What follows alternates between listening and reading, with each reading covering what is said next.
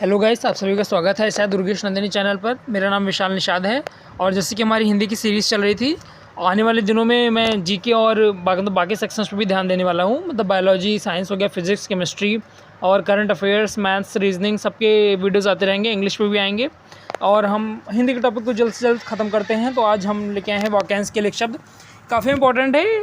मुझे लगता है कि आशा है करता हूँ कि आज ज़्यादातर आंसर सब जानते होंगे। जो आप नहीं मतलब जो जिससे आप थोड़ा कठिन मान रहे हो, जो आपको नहीं आता है, उससे ज़रूर नोट कर लेंगे। बाकी सारे नोट कर लेंगे कि बहुत चुन चुन के क्वेश्चन लाता हूँ मैं, फर्जी के क्वेश्चन नहीं डालता हूँ। मुझे जो लगता है कि हाँ क्वेश्चन से रिलेटेड है वही क्वेश्चन हम यहाँ पे देते हैं। तो पहला हमारा शिव की उपासना करने वाला, तो उसको शैव कहते हैं। तो इस समय सावन चल भी रहा है तो शिव जी की उपासना करनी ही चाहिए। तो हम सभी शैव ही हुए जो मतलब पूजा करते हैं। अंडे से उत्पन्न होने वाले को अंडज कहते हैं। गुरु के समीप रहने वाला विद्यार्थी अंतवासी कहते हैं इसे। जो कहा ना जा सके अकथनीय हो गया। ना करने योग्य अकरणीय हो गया। जिस क्रिया का कर्म ना हो अकर्मक हो जाता है। जो बिना ढका हो अनावृत हो गया। जो व्यवहार में न लाया गया हो अव्यक्त हो गया। तो ये 9th हो गया। आवश्यकता से अधिक धन का ग्रहण न करना अपरिग्रह हो गया। जिसके पास कुछ ना हो अकिंचन। जिसकी समता ना हो या जिसे तौलना जा सके उसे अतुल कहते हैं। तो हो सकता है मेरी स्पीड स्लो हो, लेकिन आप लोग नोट करते चलिएगा कि मैं थोड़ा तेज़ ही पढ़ाता हूँ, मेरी आदत में है, तो उसको नहीं बदल सकते हैं। जिसके आने की तिथि ज्ञात ना हो अतिथि। जिसका कोई मालिक ना हो अन्ना। बिना पलक गिराए अनिमेष।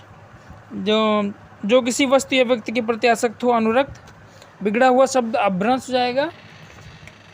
और नेक्स्ट हमारा है जिसका विवाह ना हुआ हो अपरिणित हो जाएगा।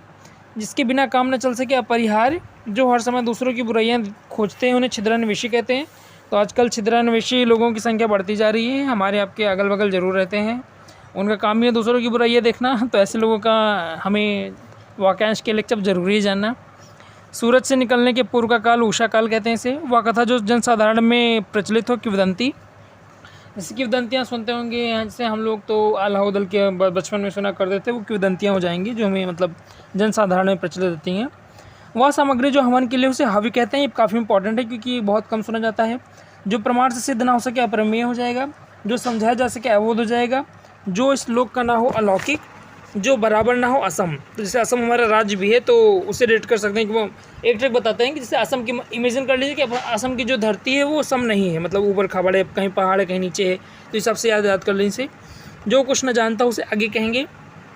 जो इधर उधर से घूमता फिरता आ जाए आगंतुक हो जाएगा। अतिथि की सेवा आतिथ्य हो जाएगा। जैसे आतिथ्य है तो उसकी सेवा आतिथ्य हो जाएगा, सिंपल सा है। जड़ से चोटी तक हो जाएगा अमूल चूल, मतलब जड़ से चोटी तक हो जाएगा। आशा से अधिक आशातीत। कांटों या बाधाओं से भरा हुआ कंटकाकीर्ण हो जाएगा। जिसका ज्ञान इंद्रियों द्वारा हो सके अगोचर हो जाएगा। वह काव्य जिसमें गद्य पद्य मिश्रित हो चंपू हो जाएगा। जिसके विषय में लिखना आवश्यक हो उल्लेखनीय।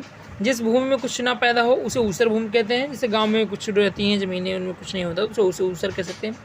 जिसमें एक ही आँख हो एकाक्ष हो जाएगा। जिसे यह न सूझ पड़े कि अब क्या करना चाहिए क्या नहीं, वो किंकर्त विमूढ़ हो जाएगा, ना समझ कह सकते हैं इसे।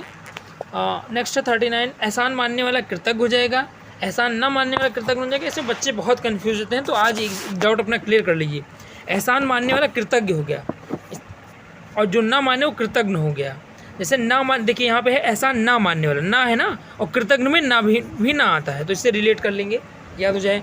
देखिए हमें मतलब ये है कि MCQ आना है तो हमें एक हिसाब से गोला ही भरना है, तो हम कुछ चीज़ें ना रिलेट करके चल सकें। जैसे हमें याद नहीं हो तो रिलेट करके चलिए, कुछ ट्रिक से याद कर लीजिए।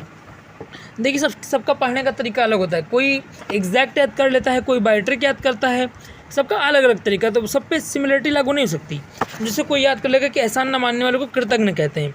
अब हो सकता है कोई कृतज्ञ हो, कृतज्ञ में बार बार कंफ्यूज कर रहा हो, तो उसके लिए मैंने बता दिया है कि एहसान न मानना, तो ना यहाँ पे है, कृतज्ञ में भी ना है, तो उसे रिलेट कर लेंगे। तो ये कुछ चीज़ें हैं जो आपको समय के साथ वैसे अपने आप ही आ जाएंगे, लेकिन तो देखते चलेंगे।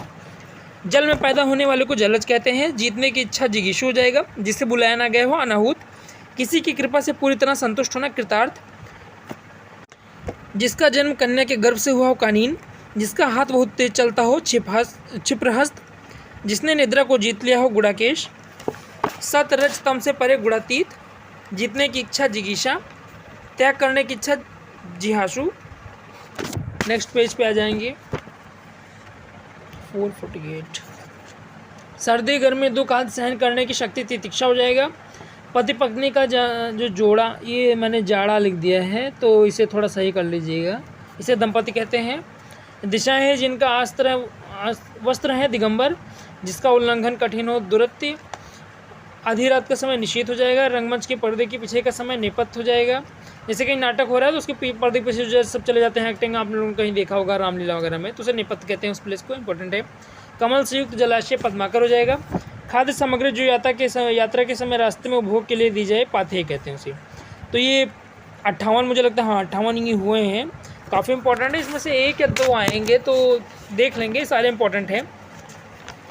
और पिछले वीडियोस की तरह मैं फिर से कहूँगा, जिन्होंने फॉर्म नहीं भरा भर दें, क्योंकि बहुत ज़रूरी है। मैंने कई बच्चों को मैं लास्ट ईयर जानता हूँ, तो मैं चाहता हूँ कि आप सभी कम से कम फॉर्म तो भरें। नंबर कितने आए कितने नहीं वो अलग बात है, लेकिन आप फॉर्म भी ना भर पाएँ तो गलत बात है।